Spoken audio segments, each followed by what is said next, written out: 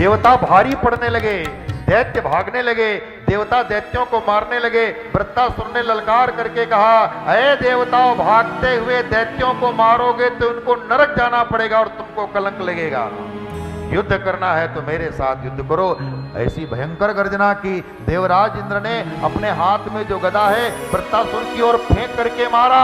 वृत्तासुर ने उस गदा को तिनके के समान लपक करके पुनः प्रचंड वेग से इंद्र की ओर फेंका।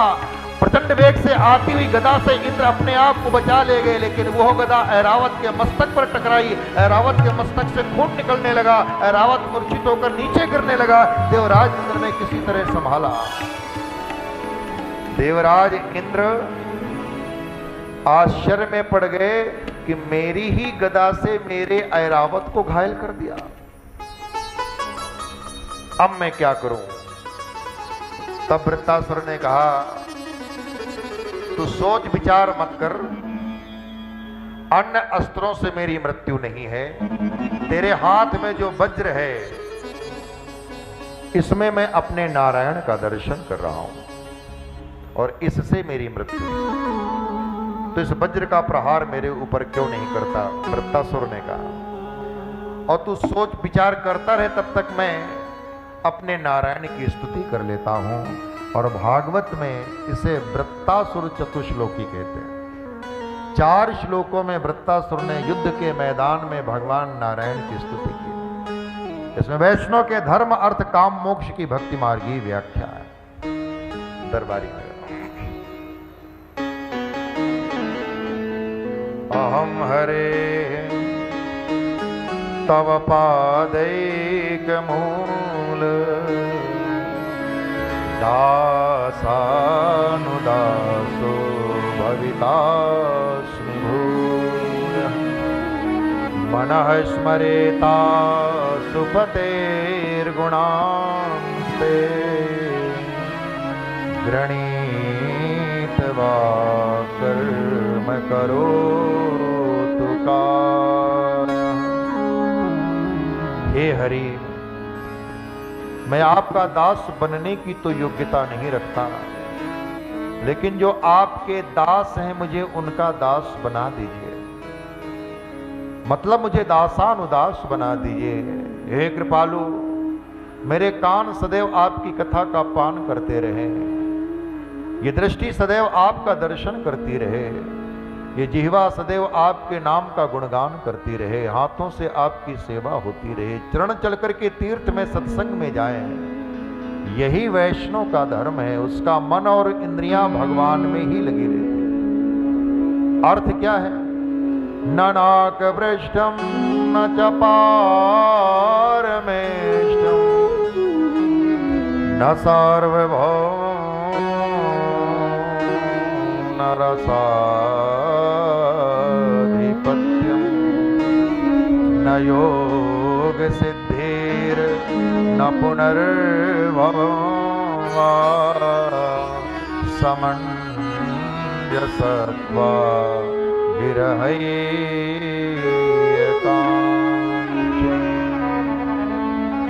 भगवान के वियोग में उसकी आंखों से बहती हुई अश्रुधारा ही भक्त की सच्ची पूंजी है, संपत्ति है, संपदा है। भगवान मिले या ना मिले ये और बात है, लेकिन भगवान से मिलने की तड़प कितनी है, प्यास कितनी है, और बात है। हम कितने व्याकुल हैं भगवान के लिए, यही भक्त की पूंजी है। मुझे राज्य नहीं चाहिए, मुझे पृथ्वी का एक क्षत्र सम्राट नहीं बनना, मुझे स्वर्ग नहीं चाहिए, मुझे ब्रह्मा का पद नहीं चाहिए, क्या चाहिए? आपके वियोग में रोता रहूं, यही भक्त की संपत्ति है। काम क्या है? अजात पक्षा इव मातरम खगाः स्तन्यो यथा वत्सतरा क्षुधार्ता प्रियं प्रियेव विषितं विषणा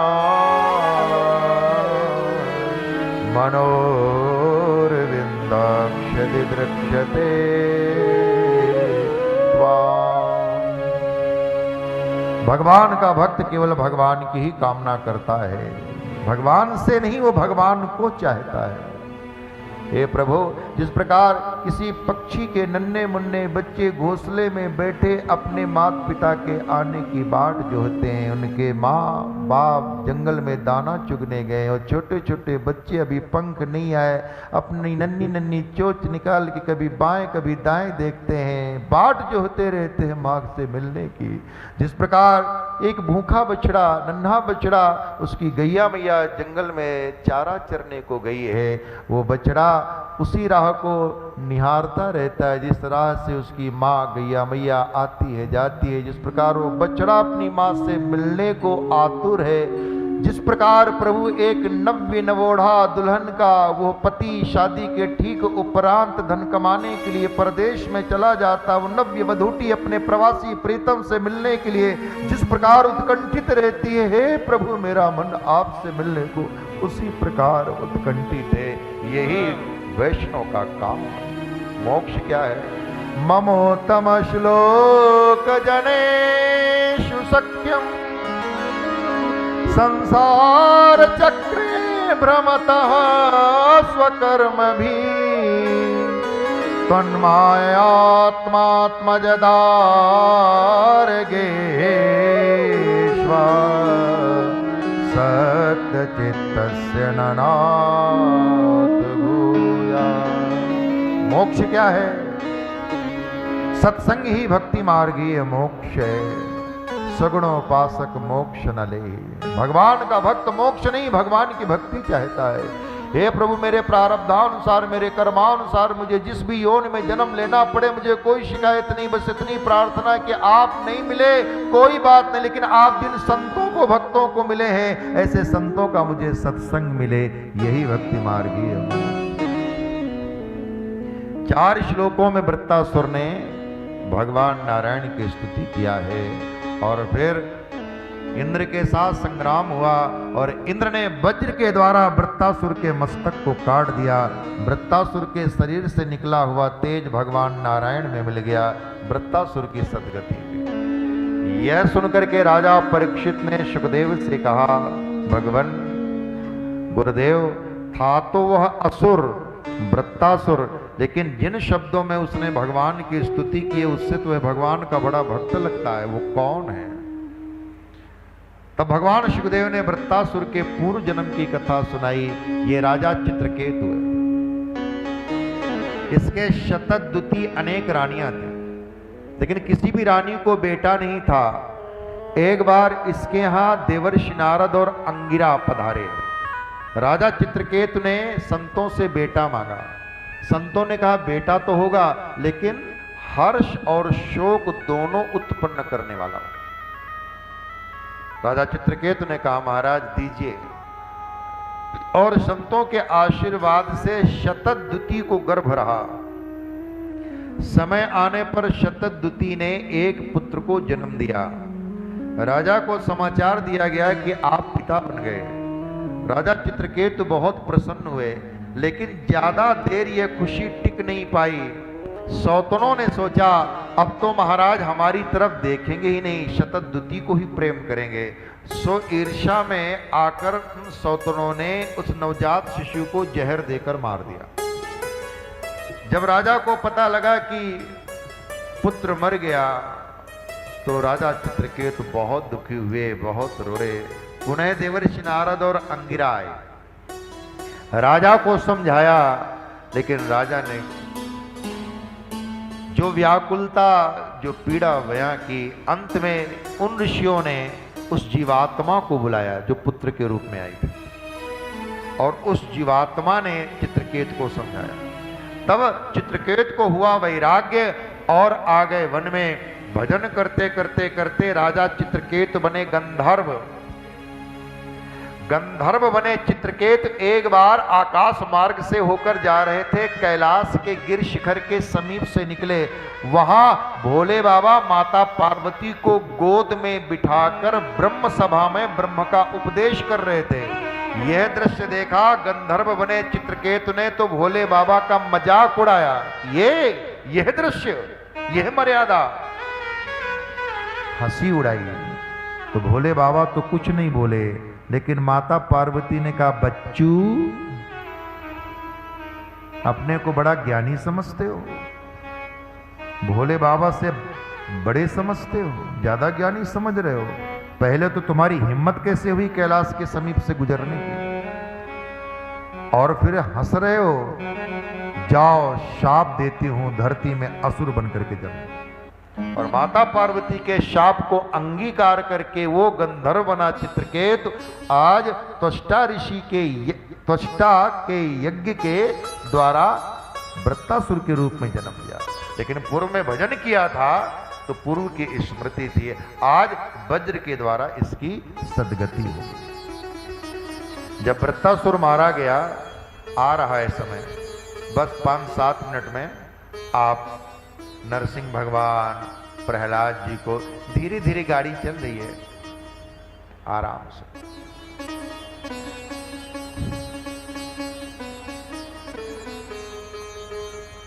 आप सब भगवान की नजर में, भगवान नारायण देख रहे हैं आपको।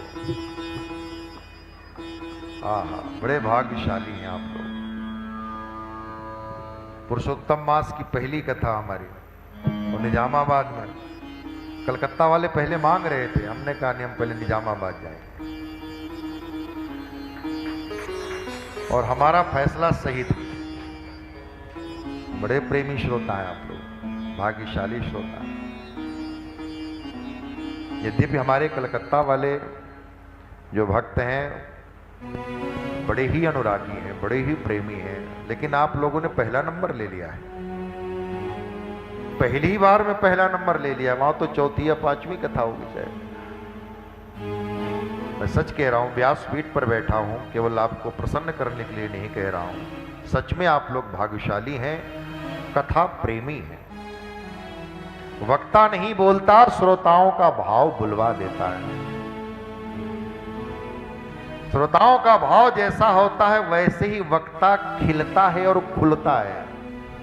वैसे ही वक्ता की वाणी की खुशबू महक श्रोताओं तक पहुंचती है। श्रोताओं का भाव ही वक्ता को बोलने को विवश कर देता है। बोले भक्त वत्सल भगवान की। जब वृत्तासुर मारा गया तो दैत्यों की माता दिति बहुत दुखी हुई, और दिति ने अपने पति कश्यप की सेवा की। कश्यप ने कहा, दिति हम तुम्हारी सेवा से प्रसन्न हैं, वरदान मांगो। दिति ने कहा, मुझे तो इंद्र को मारने वाला एक बेटा चाहिए। तो कश्यप तो अवाक रह गए। दिति, तुमने इसीलिए हमको इतनी सेवा की हमारी, कि क्या मांग रही? बोले, मुझे तो यही वरदान चाहिए, इंद्र को मारने वाला बेटा चाहिए। कश्यप ने कहा, ठीक है दिति, हम वरदान देने का वचन दे चुके हैं, तुम्हें हम 1 वर्ष का पुंसवन व्रत देते हैं। नियम पूर्वक करोगी तो इच्छित पुत्र को प्राप्त करोगी। अगर नियम में कहीं भंग हुआ तो इंद्र का शत्रु नहीं, इंद्र का बंधु मित्र ऐसा बेटा हुआ। दिति ने 1 वर्ष का पुंसवन व्रत ग्रहण किया है, नियम पूर्वक करने लगी। इंद्र को पता लगा कि मेरी मौसी, अब बहनें हैं ना दिति और दिति, मेरी मौसी मुझे मारने के लिए एक बेटा उत्पन्न करना चाहती है, इसलिए उन्होंने 1 वर्ष का पुंसवन व्रत ले रखा है। इंद्र वेश बदल करके माता दिति की सेवा करने लगे। दिति समझ नहीं पाई और अनजाने में दिति इंद्र की सेवा स्वीकार करने लगी। व्रत को पूरा होने में थोड़े ही दिन बाकी थे कि एक दिन माता दिति ने भोजन किया और शाम को जूठे मुंह सो गई। ये व्रत के नियमों का भंग था। इंद्र को मिला मौका, श्वासों के द्वारा दिति के गर्भ में प्रवेश कर गए और गर्भ के 7 टुकड़े कर दिए। लेकिन अर्चन के प्रभाव से गर्भ नष्ट नहीं हुआ, क्योंकि पुंसवन व्रत लिया है। तो इंद्र ने पुनः 7 के 7 टुकड़े कर दिए, हो गए 49। 7 to 7 कितने हुए? 49। अब पुनः टुकड़े करने को तैयार हुए तो गर्भ ने कहा, इंद्र तुम हमें क्यों मारते हो? इंद्र ने कहा, तुम हमारे शत्रु हो। गर्भ ने कहा, अब हम शत्रु नहीं हैं। इंद्र ने कहा, कैसे? बोले, माता दिति ने व्रत जो भंग कर लिया है, अब तो हम आपके बंधु हैं, मित्र हैं, हमें मत मारो।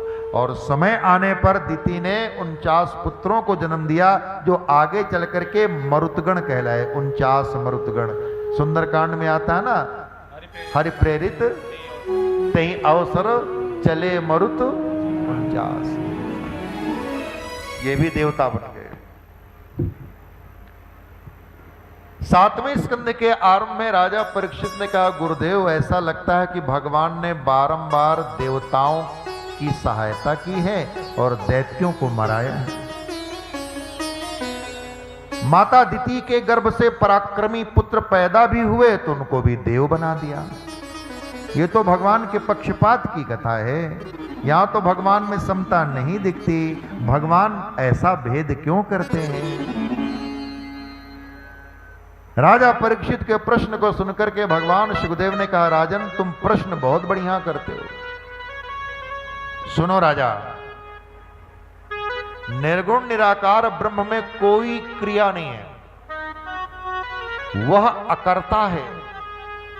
ऐसा करता है, वैसा करता है, हम अनजाने में उसमें क्रिया का आरोप करते हैं। वस्तुतः ब्रह्म में कोई क्रिया नहीं। और सच में हम आप लोग रोजमर्रा की दिनचर्या में न जाने कैसी कितनी गलत क्रियाओं का प्रयोग करते हैं। उदाहरण के रूप में, गाड़ी स्टेशन में आकर खड़ी हुई, सहयात्री ने पूछा कौन सा स्टेशन आया? आपने कहा हैदराबाद आया। अब आप बताओ, हैदराबाद आया है कि आप हैदराबाद आए हो? हैदराबाद ने आने जाने की तो कोई क्रिया नहीं की। हैदराबाद जहां है वहीं है। आए आप हैदराबाद, आने की क्रिया आपने की है और कह रहे हैं हैदराबाद आया। ब्रह्म में कोई क्रिया नहीं। तो जब क्रिया ही नहीं है तो भेद का सवाल ही नहीं उठता। यह हुआ ज्ञानियों का मत, ब्रह्मवादियों का मत। भक्तों ने कहा इसका समाधान हमारे पास है। अच्छा, आपके पास क्या समाधान है? बोले हमारे भगवान क्रिया नहीं करते, हमारे भगवान लीला करते हैं। और लीला करते समय जो क्रिया होती है, क्रिया में भले ही भेद हो लेकिन भाव में भेद नहीं है। मतलब जिसे मारते हैं उसे भी तारते हैं और जिसे बचाते हैं उसे भी तारते हैं। यही समझाने के लिए सुखदेव जी ने प्रहलाद चरित्र सुनाया।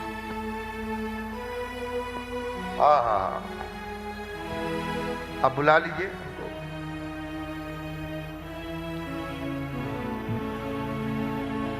भगवान सुखदेव ने कहा, राजा परीक्षित, जब पांडवों के राजसूय यज्ञ में अग्र पूजा द्वारकानाथ भगवान श्री कृष्ण की होगी, यह निर्णय हुआ, तो यह निर्णय शिशुपाल को सहन नहीं हुआ। शिशुपाल भगवान को गालियां देने लगा, अंड शंड बकने लगा। भगवान ने चक्र चौड़ शिशुपाल के मस्तक को काट दिया। शिशुपाल के शरीर से निकला तेज भगवान में आकर मिल गया। शिशुपाल की सदगति हो गई। यह देख धर्मराज युधिष्ठिर को आश्चर्य हुआ। एक बार एकांत में देवर्षि नारद से कहते हैं, देवर्षि, शिशुपाल भगवान को गाली दे रहा था, अंड शंड बक रहा था, फिर भी शिशुपाल की सदगति हो गई, हमें आश्चर्य है। नारद जी ने कहा, धर्मराज युधिष्ठिर, तुम भगवान कृष्ण को किस रूप में देखते हो? ये द्वारका के राजा हैं, तुम्हारे मामा के पुत्र हैं, उत्तम यादव हैं, अर्जुन के सखा हैं। अरे धर्मराज, कृष्णस्तु भगवान स्वयं। जो भगवान का नाम लेकर मर जाता है उसकी तो सदगति हो जाती है। तो जरा सोचो, जो भगवान का दर्शन करता हुआ, भगवान का नाम लेता हुआ और भगवान के हाथों ही मारा जाए, उसकी सदगति में क्या आश्चर्य। और जानते हो शिशुपाल कौन था? वही दोनों जय विजय भगवान के पार्षद जो 3 जन्म में बैर भाव से भज करके और मुक्त होने वाले हैं। पहले जन्म में ये दोनों रावण और कुंभकर्ण हुए। भगवान श्री राम पहले जन्म में दोनों ये हिरण्याक्ष और हिरण्यकश्यप हुए। दूसरे जन्म में ये दोनों रावण और कुंभकर्ण हुए और तीसरे जन्म में ये दोनों शिशुपाल और दंतवक्त्र हुए। शिशुपाल और दंतवक्त्र का उद्धार भगवान श्री कृष्ण ने किया। राम और रावण का उद्धार भगवान श्री राम ने किया।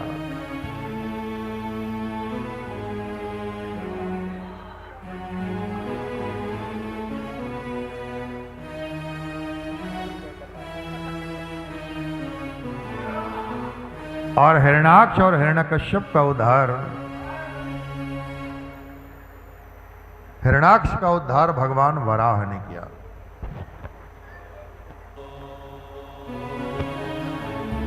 जब भगवान वराह ने हिरण्याक्ष का उद्धार किया तो माता दिति बहुत दुखी हुई। हिरण्यकश्यप ने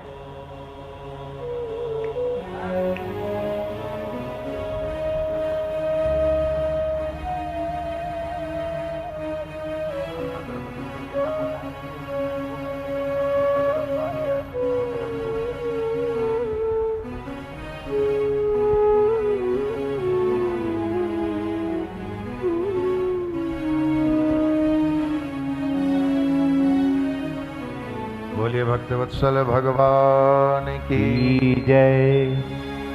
तो हिरण्यकश्यप ने बड़ा सुंदर उपदेश किया है अपनी मां को, लेकिन उसका उपदेश कैसा है? पर उपदेश कुशल बहु तेरे। इसके बाद हिरण्यकश्यप ने विचार किया कि मैं अपने भाई को मारने वाले विष्णु को मारकर अपने भाई की मौत का बदला लूंगा, लेकिन उसके पहले मैं तपस्या करूंगा। और जैसे ही तपस्या करने जाने को हुआ तो उसकी पत्नी का नाम है कयाधु। कयाधु बड़ी साधु है, बड़ी समझदार महिला है, सज्जन महिला है।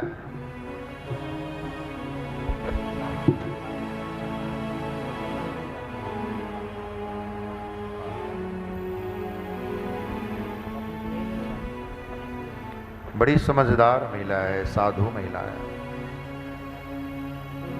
कयाधु ने कहा, कहां जा रहे हो? हिरण्यकश्यप ने कहा, तपस्या करने जा रहा हूं। कब तक लौटोगे? कब तक लौटूंगा? अरे ब्रह्मा जी को प्रसन्न करने जा रहा हूं, तपस्या करने जा रहा हूं। जब तक ब्रह्मा जी प्रसन्न नहीं होंगे तब तक नहीं लौट कर आऊंगा।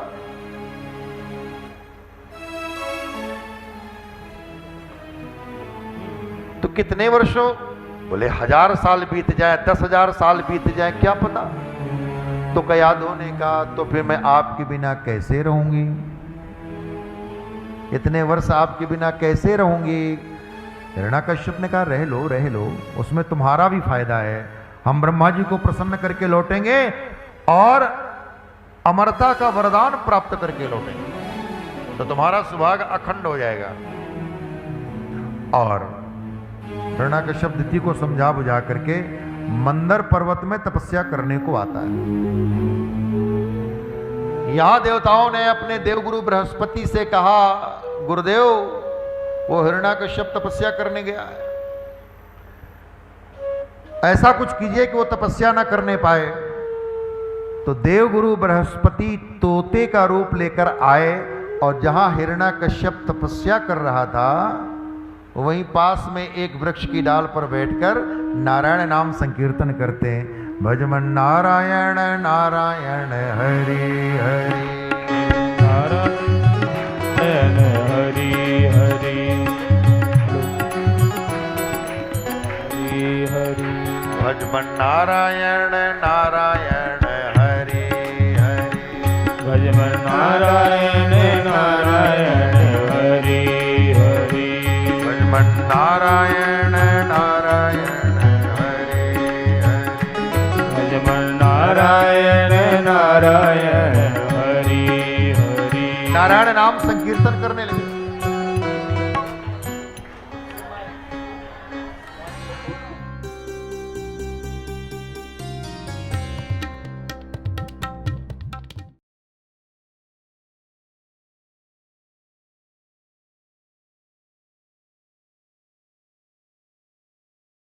आनंद टीवी से जुड़ने के लिए आप हमें व्हाट्सएप करें 9277395752 पर।